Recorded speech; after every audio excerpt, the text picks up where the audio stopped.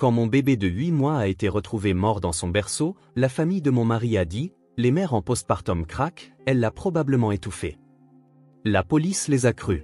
Ma belle-mère a pleuré, je savais qu'elle était dangereuse. Puis ma fille de 6 ans a tiré la manche du détective et a dit, officier, dois-je vous montrer ce que grand-mère a vraiment fait à bébé Noah? Avant de commencer l'histoire, n'oubliez pas de laisser un like et de vous abonner à la chaîne pour voir plus d'histoires comme celle-ci. Le cliquetis des menottes se refermant sur mes poignets a résonné dans mon salon comme un coup de marteau de juge. Je portais encore la robe noire de l'enterrement de mon bébé ce matin-là, le tissu encore humide de larmes que je croyais avoir enfin tari.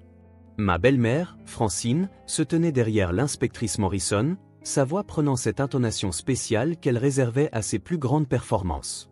Je vous avais dit qu'elle était instable, inspectrice. Une mère sait ces choses-là. Je l'observe depuis des semaines, je note tout. L'inspectrice, une femme aux cheveux grisonnants tirés en un chignon serré, gardait une expression neutre en récitant des paroles qui me semblaient surréalistes. Madame Whitmore, vous êtes placée en garde à vue pour être interrogée sur le décès de Noah Whitmore. Vous avez le droit de garder le silence.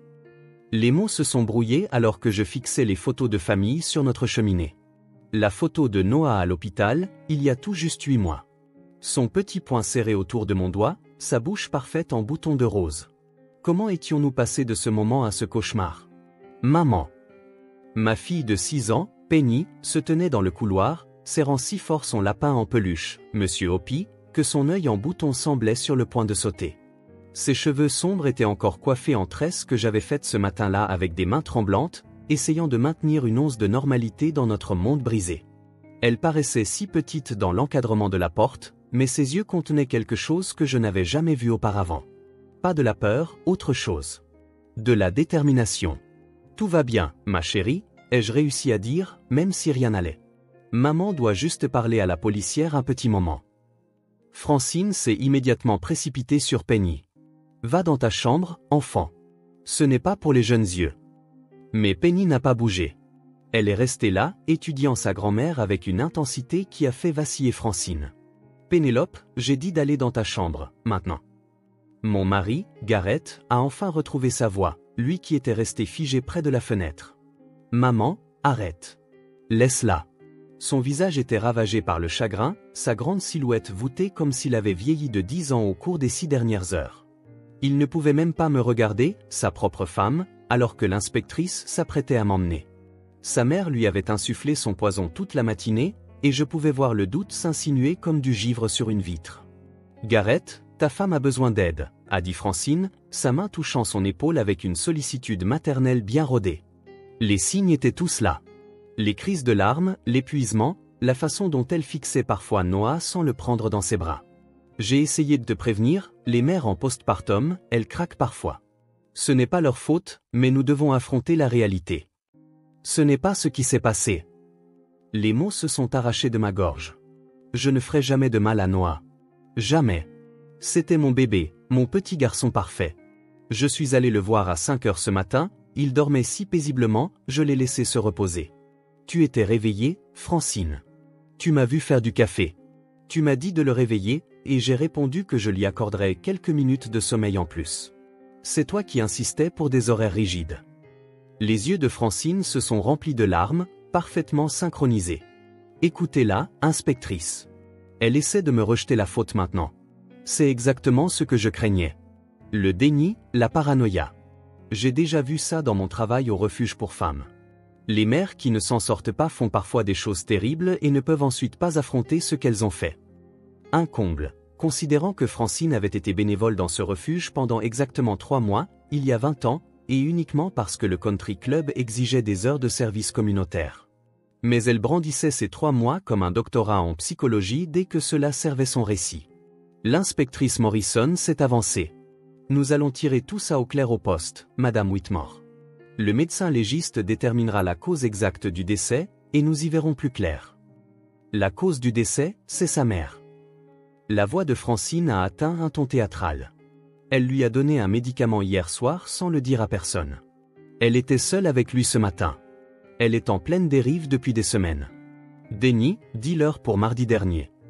Mon beau-père, Denny, un homme qui n'avait pas contredit sa femme en 35 ans de mariage, s'est éclairci la gorge. Elle semblait effectivement dépassée au dîner mardi. Elle a mentionné qu'elle ne dormait pas bien. Bien sûr que je ne dormais pas bien.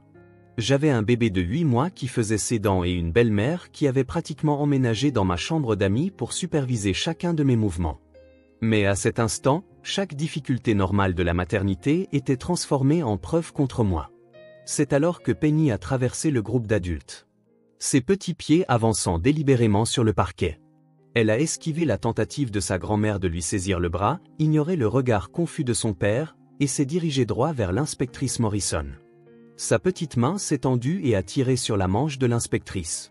Le silence s'est fait dans la pièce. « Madame l'agent », a dit Penny, sa voix claire et assurée d'une manière qui figea tous les adultes présents. « Est-ce que je dois vous montrer ce que mamie a vraiment fait à bébé Noah ?»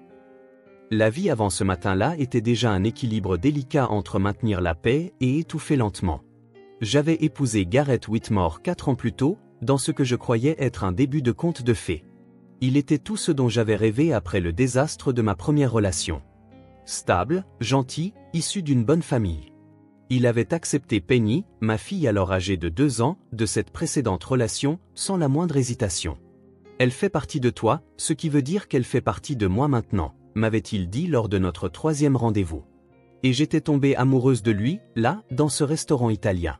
Mais les contes de fées ne tiennent pas compte des belles-mères comme Francine Whitmore. Dès notre première rencontre, Francine a clairement fait savoir que je n'étais pas ce qu'elle avait imaginé pour son fils aîné. « Garrett me dit que vous êtes graphiste », avait-elle dit, le mot « graphiste » tombant de ses lèvres comme si elle disait « foraine ». Quelle créativité!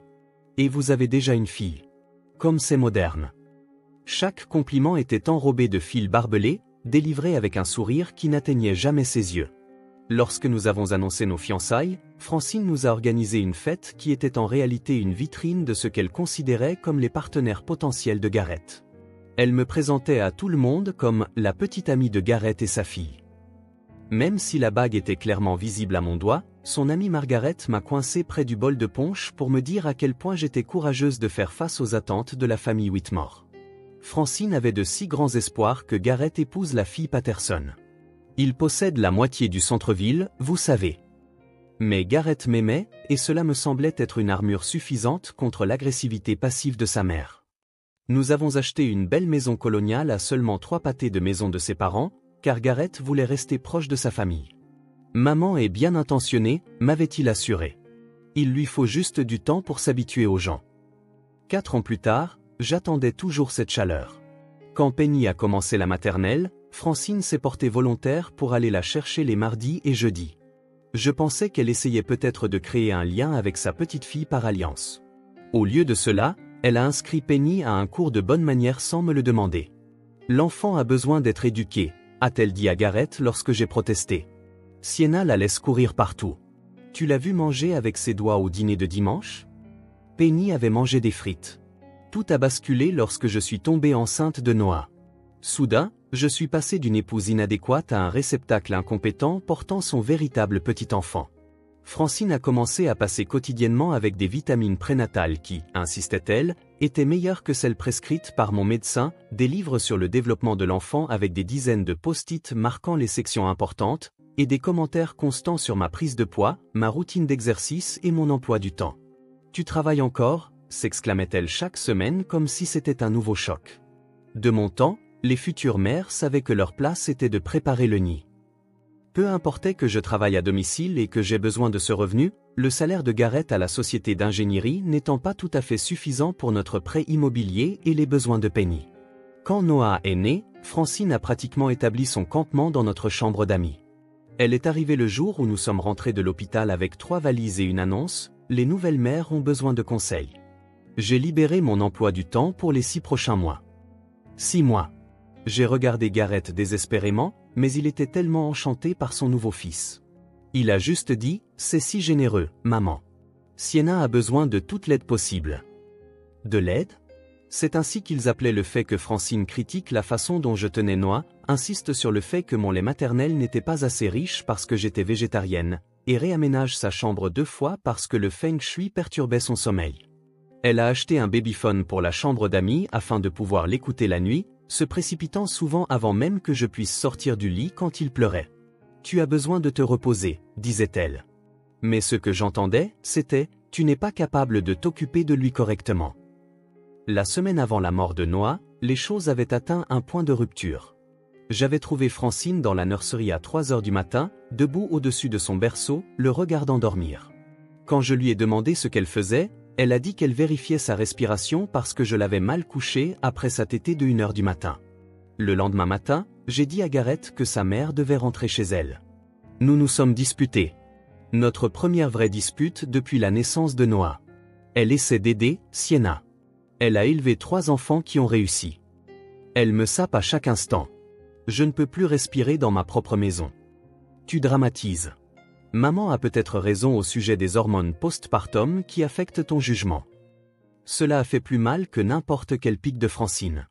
Mon mari commençait à croire au récit de sa mère selon lequel j'étais une mère inapte luttant contre la dépression postpartum. La vérité, c'est que la seule chose qui me déprimait était la présence constante et les critiques de Francine. Le matin de la mort de Noah, je me suis réveillé à 5 heures du matin, comme toujours. Mais pour une fois, il ne pleurait pas. Je me suis tenu devant sa porte, écoutant sa machine à bruit blanc, et j'ai pris la décision de le laisser dormir. Tous les livres de parentalité disaient de laisser dormir les bébés qui dorment. J'ai fait du café, je me suis assise sur notre terrasse arrière et j'ai regardé le lever du soleil, en pensant que les choses s'amélioreraient peut-être une fois que Francine serait enfin rentrée chez elle. Je n'avais aucune idée que je lui donnais l'occasion parfaite de détruire ma vie. À 6h15, j'ai poussé la porte de la chambre de Noah, m'attendant à le voir s'agiter dans son berceau, peut-être jouer avec ses pieds comme il avait commencé à le faire récemment. La lumière du matin filtrait à travers ces rideaux à motifs d'avion que j'avais mis des heures à choisir, projetant de petites ombres dans la pièce. Noah était allongé sur le dos, parfaitement immobile, les bras le long du corps. Quelque chose dans cette immobilité m'a serré la poitrine avant même que mon cerveau ne puisse comprendre pourquoi. « Noah, mon bébé », ai-je murmuré en m'approchant du berceau. Sa peau paraissait étrange dans la lumière du matin, trop pâle, presque cireuse. Quand j'ai touché sa joue, le froid a traversé mes doigts pour atteindre directement mon cœur. J'ai retiré ma main brusquement, puis je l'ai immédiatement saisi, serrant son petit corps contre ma poitrine. « Non, non, non, Noah. Réveille-toi, mon bébé. S'il te plaît, réveille-toi. » Mon cri a réveillé la maison dans un fracas. Gareth a déboulé le premier, encore en pantalon de pyjama, les cheveux en bataille. Il m'a vu serrant Noah et son visage a blêmi. Qu'est-ce qui ne va pas? Qu'est-ce qui s'est passé? Il ne respire pas. Il est froid, Gareth. Il est si froid. Francine est apparue dans l'embrasure de la porte, déjà entièrement habillée malgré l'heure matinale. Pourquoi tous ces cris? Puis elle a vu Noah dans mes bras, et sa main a volé à sa bouche. Oh mon Dieu, qu'as-tu fait? Appelle le 911, a crié Gareth, me prenant Noah des bras, le déposant sur la table allongée, et commençant des compressions thoraciques que je savais inutiles. Sa petite poitrine bougeait sous les mains de Gareth, mais c'était mécanique, vide. Penny se tenait figée dans le couloir, serrant Monsieur Hoppy, regardant ses parents s'effondrer. Les ambulanciers sont arrivés en 7 minutes qui ont paru être 7 heures. Ils ont travaillé sur Noah avec une efficacité professionnelle, mais j'ai vu le regard qu'ils ont échangé. L'une d'eux, une jeune femme aux yeux bienveillants, m'a touché l'épaule. « Madame, je suis vraiment désolé. Il n'y a rien que nous puissions faire. Il est parti depuis au moins 1 heure. » Les heures suivantes se sont confondues dans un brouillard de procédures officielles et de chocs. La police est arrivée. Procédure standard pour un décès de nourrisson. L'inspectrice Morrison s'est présentée avec une sympathie de circonstance, posant des questions de routine. Quand avais-je vu Noah vivant pour la dernière fois? À quelle heure l'avais-je couché? Avait-il été malade? Prenait-il des médicaments? J'ai répondu mécaniquement, toujours en pyjama, la couverture de Noah serrée dans mes mains. Je suis allé le voir à 5 heures du matin, mais il dormait si paisiblement. Je ne voulais pas le réveiller. Il était grognon à cause de ses dents depuis des jours. Je pensais que le sommeil supplémentaire lui ferait du bien. C'est alors que Francine a commencé son numéro. « Inspectrice, il y a quelque chose que vous devriez savoir. » Elle s'est positionnée entre moi et l'inspectrice, sa voix baissant jusqu'à un murmure inquiet, mais assez fort pour que tout le monde entende. Sienna a de graves difficultés. Dépression postpartum, je crois. La semaine dernière, elle m'a dit qu'elle n'en pouvait plus. Ce n'est pas ce que j'ai dit. Les mots m'ont échappé. J'ai dit que je n'en pouvais plus de tes critiques constantes. Tu vis chez moi et tu sapes tout ce que je fais. Francine s'est tournée vers l'inspectrice, les larmes coulant sur son visage.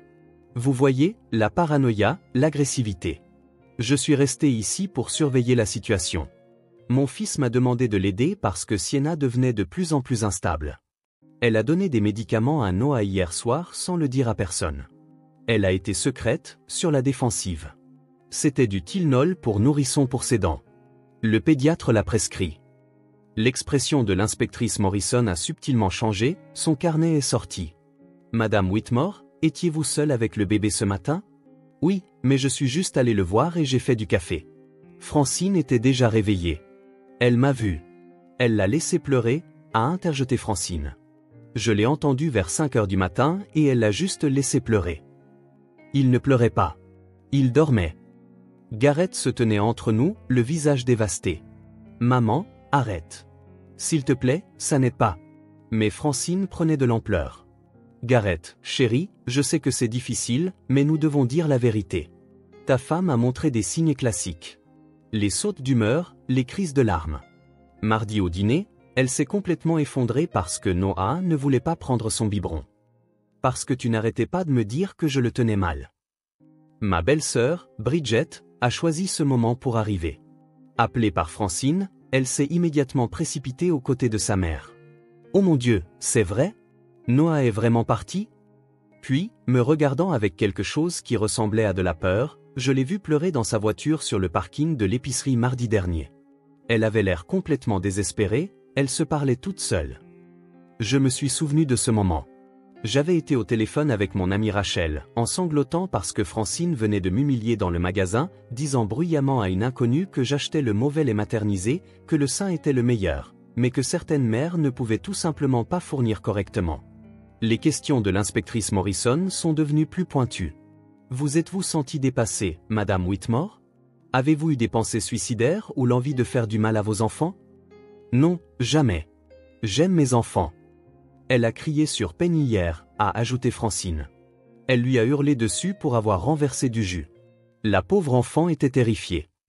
J'avais haussé la voix quand Penny avait renversé un pichet entier de jus de raisin sur le tapis juste après que Noah ait eu une couche explosive et que Francine ait passé 1 heure à me sermonner sur les horaires de repas appropriés. Je m'étais excusé auprès de Penny immédiatement, mais le contexte n'avait plus d'importance maintenant. Chaque moment normal de frustration maternelle était utilisé comme une arme contre moi. L'inspectrice a passé un appel. Je dois emmener Madame Whitmore pour un interrogatoire formel. Il s'agit maintenant d'une enquête criminelle potentielle. L'inspectrice Morrison a sorti les menottes de sa ceinture avec une efficacité routinière. C'est juste la procédure, Madame Whitmore. Mais j'ai besoin que vous veniez avec moi pour un interrogatoire formel. Le métal était froid contre mes poignets, le clic de la serrure finale est terrifiant. Garrett se tenait figé près des escaliers, sa bouche s'ouvrant et se fermant comme s'il voulait dire quelque chose, mais ne trouvait pas les mots. Sa mère s'était positionnée parfaitement derrière l'inspectrice, une main tamponnant ses yeux avec un mouchoir, l'autre reposant en soutien sur le bras de l'officier. « Vous faites ce qu'il faut, inspectrice », a dit Francine, sa voix épaisse d'un chagrin fabriqué. « Nous voulons juste la vérité sur ce qui est arrivé à notre précieux Noah. » Parfois, les mères en difficulté ne se souviennent même pas de ce qu'elles ont fait. L'esprit se protège du traumatisme. Ça ne marche pas comme ça, j'ai voulu lui crier, mais chaque mot que je prononçais semblait aggraver les choses. Je le voyais dans les yeux de l'inspectrice Morrison, la façon dont elle était passée de la sympathie à la suspicion. Pour elle, je ressemblais probablement exactement à ce que Francine décrivait, une mère instable qui avait craqué et qui essayait maintenant désespérément de blâmer les autres. Denny se tenait près de la cheminée, étudiant les photos de famille avec une intensité inhabituelle. Francine essayait juste d'aider, a-t-il offert faiblement. Elle s'inquiétait tellement pour le bébé. Elle dormait à peine, veillant sur lui constamment. Parce qu'elle ne me faisait pas confiance pour prendre soin de mon propre fils. Sienna, s'il te plaît, a finalement parlé Garrett, sa voix se brisant. Va juste avec l'inspectrice. On va régler ça. On te trouvera un avocat. Tu penses que j'ai besoin d'un avocat? Tu penses que j'ai fait ça?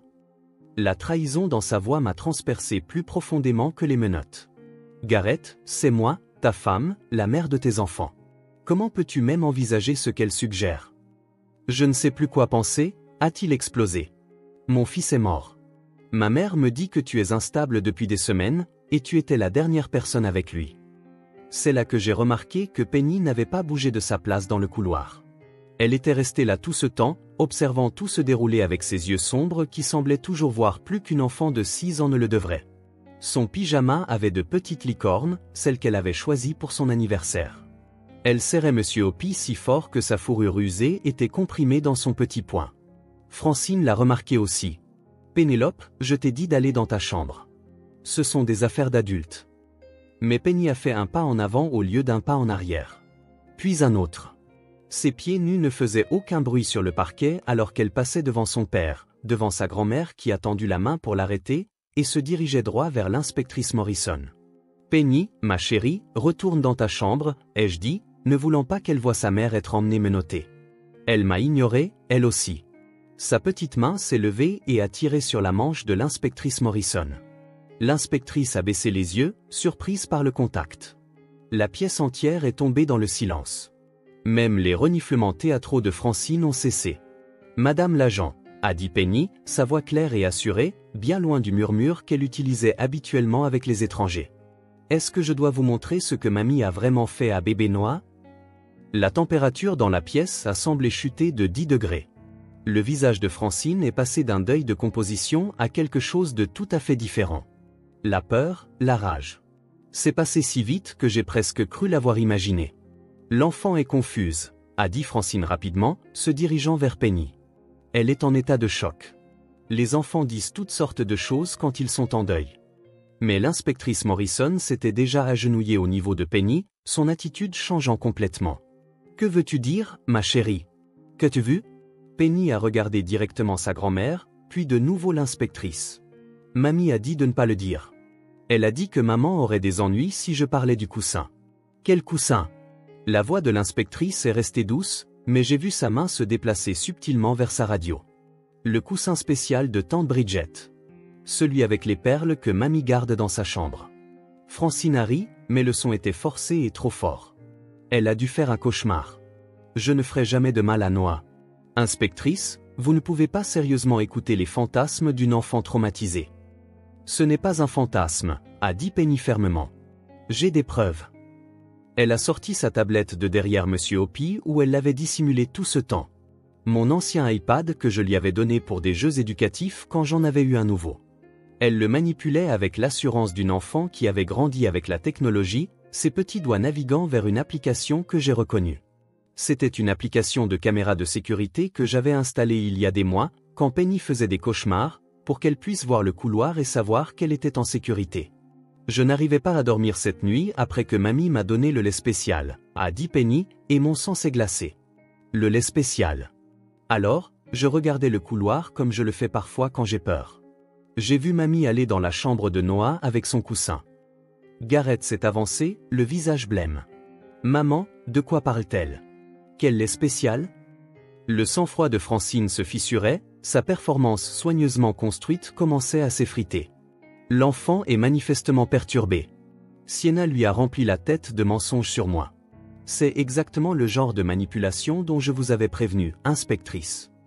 Mais l'inspectrice Morrison ne regardait plus Francine. Elle regardait Penny, qui tenait la tablette avec des mains fermes, prête à montrer à tout le monde ce qu'elle avait vu dans ces heures sombres du matin où elle était censée dormir. L'inspectrice Morrison a pris la tablette des petites mains de Penny avec l'attention prudente de quelqu'un à qui l'on venait de remettre une preuve cruciale. « Peux-tu me montrer ce que tu as vu, ma chérie ?» Penny a hoché la tête, son doigt glissant sur l'écran avec une aisance habituée. J'ai allumé la caméra du couloir à 2h43 parce que j'ai entendu des pas. Je vérifie toujours quand j'entends des pas. Elle a ouvert l'application, naviguant vers les enregistrements sauvegardés de la nuit. L'horodatage indiquait 2h47. Les images granuleuses en noir et blanc montraient notre couloir à l'étage.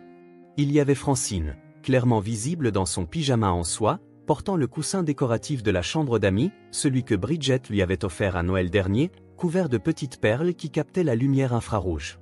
Elle s'est arrêtée devant la porte de Noah, a regardé des deux côtés du couloir, puis est entrée dans sa chambre. « Ça ne prouve rien », a dit Francine rapidement, sa voix montant.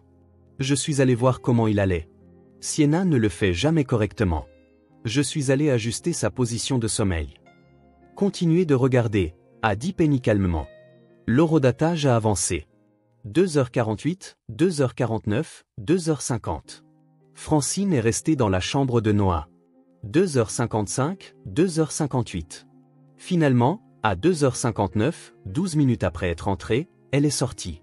Le coussin était pressé contre sa poitrine, et elle se déplaçait rapidement, presque en courant, pour retourner dans la chambre d'amis. L'inspectrice Morrison s'est relevée lentement. « Madame Whitmore, vous êtes entrée dans la chambre de ce bébé avec un coussin à 2h47 et y êtes restée 12 minutes. Je l'aidais à dormir. Il était agité. Sienna lui avait donné des médicaments qui le rendaient nerveux. Le sang-froid si soigneusement entretenu de Francine volait en éclats. J'ai utilisé le coussin pour surélever son matelas. Il avait des reflux. On ne surélève jamais le matelas d'un bébé avec un coussin, ai-je dit, ma voix d'un calme mortel. Tu le sais. Tu as élevé 3 enfants. Tu m'as sermonné sur les pratiques de sommeil sécuritaire tous les jours. Garrett a arraché la tablette à l'inspectrice, rembobinant la vidéo, la regardant à nouveau. Son visage est passé du blanc au gris.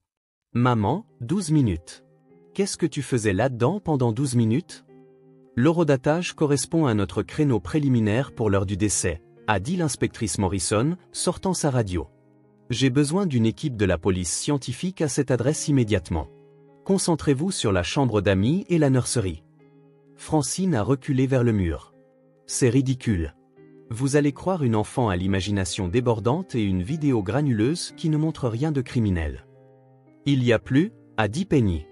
Elle a glissé vers un autre enregistrement, celui-ci de 3h15. Il montrait Francine dans le couloir à nouveau, cette fois-ci à la salle de bain, lavant quelque chose dans l'évier. Elle nettoyait la housse du coussin. J'ai entendu l'eau couler pendant longtemps. Bridget, qui était restée silencieuse jusqu'à présent, a soudainement halté. Maman, ce coussin. Je l'ai vu ce matin dans ta chambre. Il manquait des perles. Tu as dit que tu avais dû l'accrocher à quelque chose. En quelques minutes, l'équipe scientifique est arrivée. Ils ont trouvé le coussin dans la valise de Francine, fourré à la hâte sous d'autres vêtements. Plusieurs perles manquaient effectivement. Puis est venue la découverte dévastatrice. Ils ont trouvé des perles correspondantes dans le berceau de Noah, sous son draps, enfoncé dans le matelas. Celle-là aurait pu être là depuis des jours, a argumenté Francine désespérément. J'ai changé ces draps hier après-midi, ai-je dit. Je les change tous les 2 jours. Tu m'as regardé le faire. Tu as dit que je gaspillais de l'eau avec autant de lessive. Le médecin légiste, qui avait été rappelé sur les lieux, a examiné Noah à nouveau avec ces nouvelles informations. Elle a trouvé de minuscules empreintes sur son visage, compatibles avec un tissu texturé pressé contre sa peau, des indentations en forme de perles qui correspondaient au motif du coussin de Francine. L'inspectrice Morrison a retiré mes menottes. Madame Whitmore, je suis vraiment désolée pour ce que vous avez traversé. Puis elle s'est tournée vers Francine. Francine Whitmore, vous êtes en état d'arrestation pour le meurtre de Noah Whitmore. Ce n'était pas un meurtre, a explosé Francine, toute prétention ayant finalement disparu. C'était un accident. Il n'arrêtait pas de pleurer. J'essayais d'étouffer le son pour qu'il ne réveille pas tout le monde. Sienna avait ruiné son rythme de sommeil, le laissant faire la sieste quand il voulait. J'essayais de lui apprendre à s'apaiser correctement. La pièce est devenue absolument silencieuse. Même Francine semblait réaliser ce qu'elle venait d'admettre. Tu as tenu un coussin sur le visage de mon bébé pour l'empêcher de pleurer. Mes jambes ont flanché. Garrett m'a rattrapé, et nous nous sommes effondrés tous les 2 sur le canapé. Pas sur son visage, juste prêt pour étouffer le son, mais il n'arrêtait pas de tourner la tête, essayant de s'échapper, et j'ai dû le tenir plus fermement. Je ne voulais pas qu'il arrête de respirer. J'essayais d'aider. Tu ne mérites pas ces enfants, Sienna. Tu ne les as jamais mérités. Tu as piégé mon fils avec cette fille, a-t-elle dit en montrant Penny du doigt. Et ensuite, tu n'as même pas été capable d'élever Noah correctement. Il avait besoin de discipline, de structure, pas de ton laxisme faible et permissif. Denny a enfin pris la parole, la voix brisée. Francine, mon Dieu, qu'as-tu fait? Je protégeais cette famille de son incompétence. Et si cette chipie n'avait pas espionné, personne n'aurait su. Ça aurait été la mort subite du nourrisson. Ces choses arrivent, et peut-être que Garrett aurait pu trouver une femme convenable, une mère convenable pour les prochains enfants. L'inspectrice Morrison a fait un signe de tête à son partenaire, qui s'est avancé avec des menottes. Alors qu'ils arrêtaient Francine, elle s'est tournée vers Penny une dernière fois. Tu as tout gâché, petite espionne. C'est de ta faute, aussi. Non, ai-je dit, serrant Penny contre moi, sentant son petit corps trembler. La seule personne responsable de la mort de Noah, c'est toi, Francine. Et Penny n'a pas tout gâché. Elle a sauvé sa mère d'une vie d'emprisonnement injuste. Elle est la personne la plus courageuse dans cette pièce. Le procès a duré 3 semaines. L'avocat de Francine a tenté de plaider l'homicide involontaire, un terrible accident né de la tentative maladroite d'une grand-mère d'aider. Mais l'accusation a présenté des preuves qui brossaient un tableau plus sombre. Ils ont trouvé des journaux dans les bagages de Francine, des pages et des pages documentant chacun de mes échecs perçus en tant que mère. Sienna a laissé Noah pleurer pendant 3 minutes avant de réagir. Elle l'a nourri à 11h47 au lieu de midi. Elle le berce pour l'endormir au lieu de lui apprendre l'indépendance. Les entrées remontaient au jour où nous avions ramené Noah de l'hôpital. Denny a témoigné que Francine était devenue de plus en plus obsédée après la naissance de Noah. Elle avait parlé d'obtenir la garde si quelque chose arrivait à notre mariage. Elle avait fait des recherches sur les droits des grands-parents dans notre État. Elle avait même consulté un avocat sur ce qui constituerait une mère inapte. Je pensais qu'elle se plaignait juste, a dit Denny à la barre, l'air brisé. Je n'ai jamais imaginé qu'elle ferait du mal à Noah. Le témoignage le plus accablant est venu de la sœur de Francine, Eleanor, qui est venue de Floride. Elle a révélé que Francine avait fait quelque chose de similaire avec ses propres enfants des décennies plus tôt. Elle tenait des oreillers près de leur visage quand ils pleuraient trop. Elle appelait ça « l'entraînement à la respiration ». Je lui ai dit que c'était dangereux, mais elle a dit que je ne comprenais pas la bonne éducation des enfants. La salle d'audience a suffoqué. Garrett a dû quitter la pièce. 3 psychiatres ont évalué Francine. Ils lui ont diagnostiqué un trouble de la personnalité narcissique avec des traits obsessionnels compulsifs. Son besoin de contrôler, d'être vue comme la matriarche parfaite, avait escaladé lorsqu'elle s'était sentie menacée par mon lien avec Noah.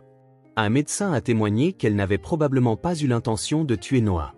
Mais son incapacité à admettre ses erreurs signifiait qu'elle avait continué à tenir l'oreiller même quand il se débattait, interprétant sa lutte pour l'air comme un défi qui devait être corrigé. Le jury a délibéré pendant 4 heures. Coupable d'homicide involontaire. Coupable de mise en danger d'enfant. Coupable de tentative de faire accuser une autre personne d'un crime. 25 ans de prison. Francine a crié lorsqu'ils ont lu le verdict. Pas de chagrin, mais de rage. Je protégeais cette famille. Elle ne le méritait pas. Aucun de vous ne comprend ce que j'ai sacrifié. Garrett et moi avons essayé la thérapie de couple pendant 6 mois. Nous nous sommes assis dans ce bureau beige semaine après semaine, essayant de combler le gouffre qui nous séparait. Mais comment reconstruire quand les fondations ont été détruites par la personne qui a élevé l'un de vous? Chaque fois que Garrett me regardait, je voyais sa culpabilité. Chaque fois que je le regardais, je me souvenais de son doute lorsque sa mère m'avait accusé. Nous avons divorcé 1 an après la mort de Noah, non pas avec colère, mais avec une profonde tristesse. Certaines choses se brisent trop complètement pour être réparées. Penny a lutté à sa manière. Elle est devenue atteinte de mutisme sélectif pendant 6 mois, ne parlant qu'à moi et à son thérapeute. Le poids de porter ce secret, même pour quelques heures seulement, l'avait traumatisée d'une manière que nous découvrons encore. Elle dort maintenant avec plusieurs veilleuses et vérifie la caméra de sa tablette chaque soir avant de se coucher. Son thérapeute dit qu'elle a développé une hypervigilance, un besoin de surveiller son environnement pour y déceler les menaces. Ma courageuse petite fille m'avait sauvé, mais à un coût qu'aucun enfant ne devrait supporter. Nous avons déménagé à l'autre bout du pays, en Oregon, où personne ne connaît notre histoire. Je travaille maintenant à distance, concevant des sites web pendant que Penny fait ses devoirs à la table de la cuisine. Elle a 8 ans maintenant, s'épanouissant dans sa nouvelle école où elle est juste Penny, pas la fille dont la grand-mère a tué son petit frère. Elle dessine parfois des images, des familles avec des anges qui veillent sur elle. C'est non, me dit-elle. Il nous protège maintenant. Je pense à lui tous les jours. Pas seulement au deuil horrible de sa perte, mais aux 8 mois de joie qu'il nous a donnés. Son sourire édenté quand il a reconnu mon visage pour la première fois, la façon dont il serrait mon doigt pendant l'allaitement, ses cris de joie pendant l'heure du bain. Le poids de son corps endormi sur ma poitrine. Francine a volé son avenir, mais elle n'a pas pu voler ses souvenirs. Denny écrit parfois des excuses déchirantes sur des cartes soigneusement choisies. Il a divorcé de Francine, vendu leur maison, et vit dans un petit appartement en centre-ville. Il demande s'il peut voir Penny, mais elle n'est pas prête. Peut-être un jour. Bridget m'a contacté une fois pour dire qu'elle était désolée d'avoir soutenu le récit de sa mère. J'ai apprécié les excuses, mais je n'ai pas pu offrir le pardon. Pas encore. Peut-être jamais. La leçon que je retiens de ce cauchemar n'est pas de se méfier des monstres déguisés en grand-mères aimantes, bien que cette conscience existe maintenant. C'est d'écouter les plus petites voix. Penny, à 6 ans, a vu ce que tous les adultes ont manqué ou ignoré. Elle a eu le courage de dire la vérité quand les adultes lui faisaient défaut. Elle m'a sauvé d'une vie d'emprisonnement injuste, de la perdre elle aussi quand l'État me l'aurait enlevée. Chaque nuit, je vais voir Penny plusieurs fois. Je la regarde dormir, cette courageuse fille qui a perdu son innocence pour sauver sa mère. Et je murmure la même chose à chaque fois. Merci d'avoir été courageuse quand je ne pouvais pas l'être. Merci d'avoir vu ce que les autres refusaient de voir. Merci d'avoir sauvé ce qui restait de moi quand tout le reste était perdu. Noah aurait eu 3 ans maintenant. Je l'imagine trottinant après Penny, l'ennuyant avec sa curiosité, la faisant rire avec des grimaces. Cet avenir nous a été volé par une femme qui prétendait l'aimer plus que tout. Mais dans mes rêves, il est là, entier, parfait et rieur.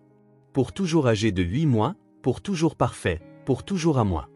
Si cette histoire a résonné en vous, si elle vous a fait réfléchir à la dynamique de votre propre famille ou à l'importance de croire les enfants quand ils parlent, s'il vous plaît, partagez cette vidéo avec quelqu'un qui a besoin de l'entendre. Laissez un commentaire ci-dessous pour raconter un moment où quelqu'un d'inattendu a pris votre défense ou quand vous avez dû trouver un courage que vous ne soupçonniez pas.